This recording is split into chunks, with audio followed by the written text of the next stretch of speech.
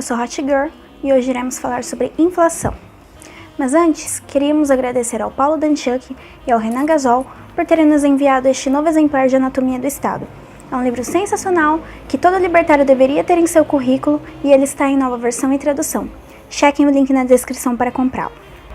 Todos os dias observamos as manchetes nos jornais, expondo logos em letras garrafais como inflação brasileira chega a 2 dígitos. Inflação passa a meta governamental de retenção. Inflação brasileira pela primeira vez desde o governo X chega ao montante tal. Nós somos bombardeados com essas notícias e nunca nos é explicado. Afinal, o que é inflação? Nós temos em nossa mente a inflação como um ente abstrato, indelével e intrínseco à sociedade, que nos assola esporadicamente. Como um desastre natural que nada podemos fazer a não ser confiar nos pacotes governamentais de controle para neutralizar este leviatã que tanto nos é noticiado. Economistas e mais economistas dão seus pareceres abarrotados de tecnicidade e economês e nós simplesmente engolimos suas prolações porque... Bem, o que nos resta afinal de contas? É neste ínterim que viemos neste vídeo explicar de uma vez por todas o que é este bicho-papão que está voltando com tudo na economia brasileira. Erroneamente, a inflação é explicada como um aumento generalizado dos preços. Não está totalmente errado, mas está longe de ser o correto. Inflação, simplificadamente, é um aumento na oferta monetária em uma sociedade seguido de uma demanda estacionária ou decrescente. Que foi? Mais compliquei do que expliquei? É que para entender essa sentença, precisamos ter em mente como ocorre o fenômeno dos preços. Os preços não são estipulados arbitrariamente por capitalistas e sua ganância exorbitável. Os preços são definidos pela relação entre oferta e demanda. Podemos definir a oferta como um estoque de bens ou serviços disponíveis no mercado. Já a demanda é o anseio social em adquirir aquele bem. É claro que o segundo item é incomensurável, não existem 2 demandas, 3 demandas. Mas podemos ter uma ideia do seu quantum pela conduta dos indivíduos no mercado. Vamos ao seguinte exemplo para figurarmos como ocorre este fenômeno. A empresa X observa que no ramo automobilístico brasileiro, o preço dos carros está muito maior do que o que seria razoável para pagar todo o custo de produção, que abarcam desde investimentos em tecnologia, insumos, mão de obra, capital, publicidade, e ainda ferir um lucro substancialmente relevante. Ela resolve investir neste meio, aquecendo que será um bom ramo para se obter lucro. Ela chega a essa conclusão porque a discrepância existente entre oferta e demanda nesse setor está muito descompensada, visto o preço alto que os carros disponíveis estão. Mas o que tudo isso quer dizer? Basicamente, quando temos uma oferta monetária crescente, ou seja, maior número de produtos sendo disponíveis no mercado a cada momento, ou estacionária e uma demanda decrescente, teremos baixa nos preços, porque existem muito mais produtos sendo ofertados do que estamos dispostos a comprar. O contrário também ocorre. Quando temos uma oferta monetária estacionária ou decrescente e uma demanda monetária crescente, nós teremos alta nos preços, porque estamos muito mais dispostos a comprar do que existem produtos disponíveis a serem comprados. Esse processo é repetido cotidianamente por todos os setores da economia e é nesta diapasão que podemos entender como a inflação se manifesta. Como explicamos no vídeo anterior, que você já deveria ter assistido, curtido e compartilhado, o dinheiro é uma mercadoria como qualquer outra. Mesmo quando o Estado monopoliza esse setor, ele continua sendo uma mercadoria, só que não obedecerá os mecanismos de mercado de forma plena, porque o mercado trabalha com voluntariedade e o Estado com violência. Assim, quando o Estado aumenta a oferta monetária, imprimindo mais cédulas, concedendo mais crédito, e não temos uma demanda monetária proporcionalmente igual, nós teremos uma baixa no preço do dinheiro. Você deve estar pensando, mas isso é um disparate, como que o dinheiro, que é o que define o preço das coisas, pode definir-se a si próprio? Bom, quando eu digo uma baixa no preço do dinheiro, eu quero dizer que é uma baixa no seu poder de compra. O dinheiro é uma mercadoria como qualquer outra. A única coisa que o tipifica das demais é a sua capacidade de servir de intermédio entre trocas. Se nós temos mais dinheiro na economia e essa oferta monetária não vem acompanhada de uma demanda proporcional, o que vai ocorrer é que essa porção adicional de dinheiro vai aumentar a demanda por todos os outros produtos na economia, reajustando o mecanismo de oferta e demanda, fazendo com que o que antes era possível ser comprado por uma quantia normal de dinheiro seja reajustada. Imagine que estamos num cenário onde a economia está relativamente estável. A oferta e demanda estão se ajustando de uma forma natural. Daí um governo é eleito. E para mostrar serviço, ele faz o seguinte: diminui os juros que foram estabelecidos na economia sem intervenção, abole os requisitos para se adquirir crédito, que geralmente é possuir uma quantia considerável de bens, com o fito de estimular o consumo na sociedade e assim aumentar os indicadores de seu governo. Eles irão se vangloriar. Antes do nosso governo, a economia estava estagnada e desfalcada. Com as nossas medidas, o PIB subiu X%, a economia lucrou Y%, aumentaram seus empregos em Z%, arrecadaram-se X%. Viu como somos muito melhores que os nossos antecessores? Realmente, em um curto prazo, a economia se revigora de uma forma notável. As pessoas gastam mais, empreendem mais, tomam mais riscos. Mas qual a consequência inevitável e intranscendível dessa medida? O governo aumentou a oferta monetária, imprimindo mais cédulas, facilitando o crédito, e nós temos a mesma quantidade de bens e serviços sendo ofertados quando a demanda ainda não estava compensada. Qual o panorama? Nós temos muito mais pessoas querendo comprar, porque existe muito mais dinheiro e crédito disponível, e a mesma quantidade de bens e serviços sendo ofertados. Quando o mecanismo de oferta e demanda age sobre o dinheiro, ele age contra todos os outros bens na economia, porque ele é o único bem que tem relação direta com todos. Quando se diminui o preço do dinheiro, diminui seu poder de compra, porque ele é o bem usado de intermédio entre trocas. Isto, acredito eu, torna clara a premissa no começo do vídeo. Daí que vemos que definir inflação como um aumento generalizado nos preços é desprovido de acurácia. Ela define as consequências da inflação, e não o que ela realmente é. Seria o mesmo que chamar um crime de homicídio de defunto. Conforme evidenciado no vídeo anterior, o Estado tem seus motivos para monopolizar a moeda, e um destes é a inflação. Um dos principais motivos para inflacionar o dinheiro é o orçamento deficitário do governo, que são gerados por gastos extravagantes e desenfreados que são incapazes de serem cobertos apenas com a sua receita de impostos. Esses gastos são gerados principalmente pela redistribuição da riqueza pelo governo para setores mais privilegiados.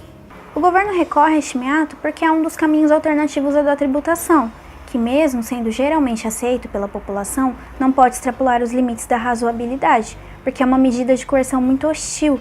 Mesmo suportando passivamente a inflação, a população em algum momento pode se revoltar contra o aparato estatal, e uma das implicações que ensejariam isso seria a tributação excessiva.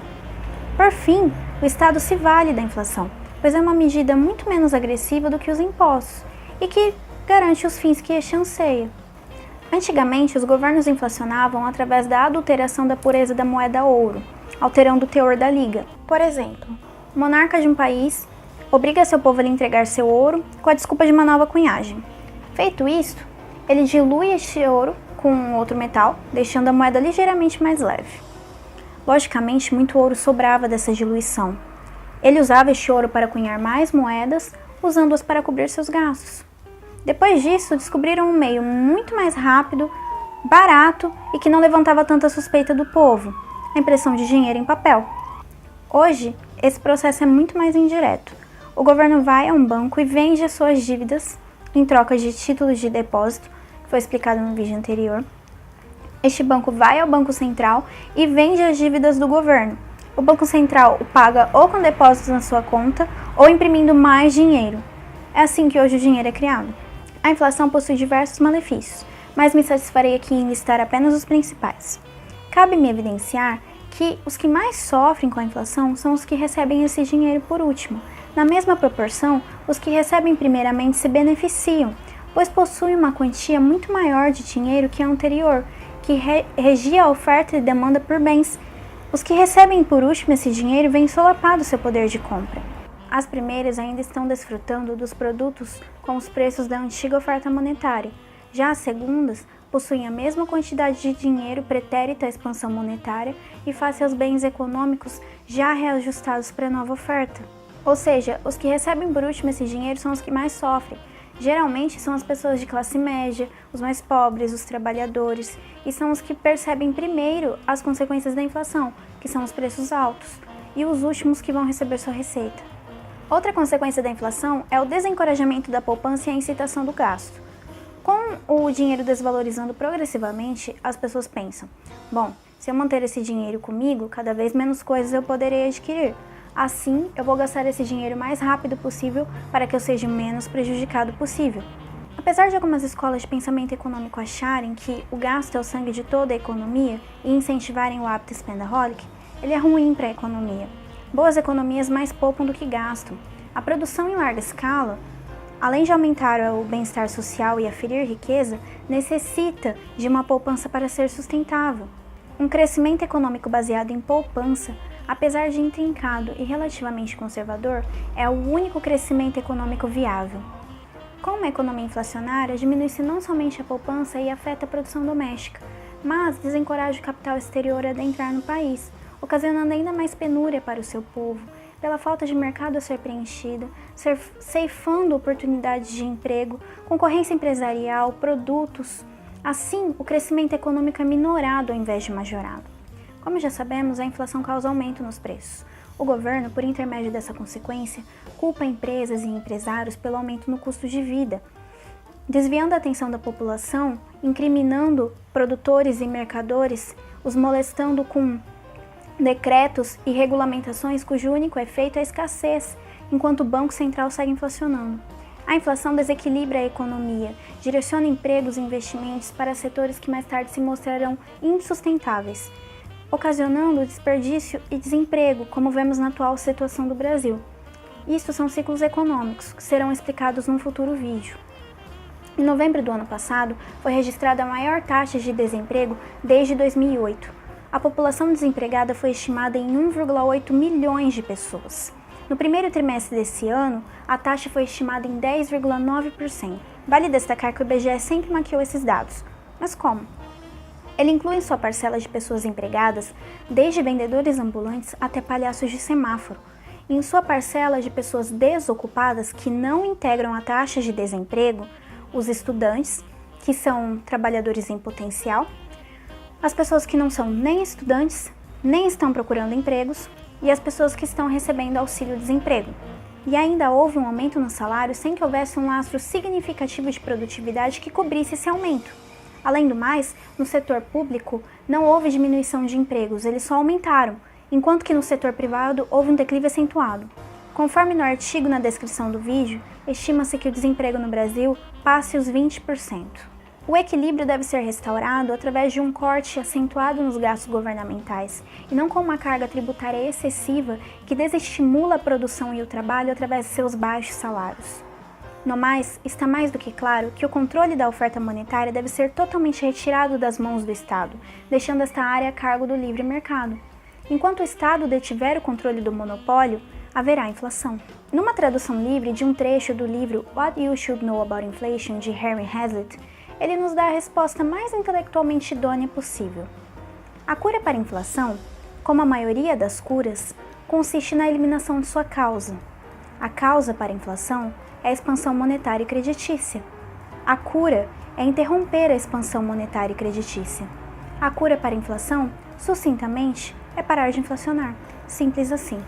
Parece muito óbvio chegarmos a essa conclusão, mas para algumas escolas de pensamento econômico, esse entendimento parece ser simplista demais. Eles dão o seguinte prognóstico: para remediar a inflação, é necessário mais inflação. Parece-nos absurdo, mas quando você tem PhD em economia e fala com propriedade suficiente, parece fazer todo o sentido do mundo, mas não o faz. Expandir ainda mais o crédito e a oferta monetária, em um curto prazo, irá trazer sinais de melhora para a economia. Mas essa medida temerária e efêmera está apenas piorando e retardando uma consequência inevitável da inflação, que é o árduo e doloroso reajuste de todas as estruturas econômicas. O capital deverá ser realocado para os setores necessários na economia. A oferta monetária, em algum momento, terá que se reajustar frente à oferta de bens e serviços. Os benefícios imediatos que foram encetados com a inflação irão se mostrar insustentáveis em algum momento. As soluções que alguns colunistas do New York Times dão não são soluções. São meras atenuantes de uma situação que invariavelmente culminará num reajuste necessário. Nas palavras de Murray Rothbard, quando se tem um boom inflacionário, você tem uma recessão. Recessões são um produto necessário do boom. Portanto, não inflacione.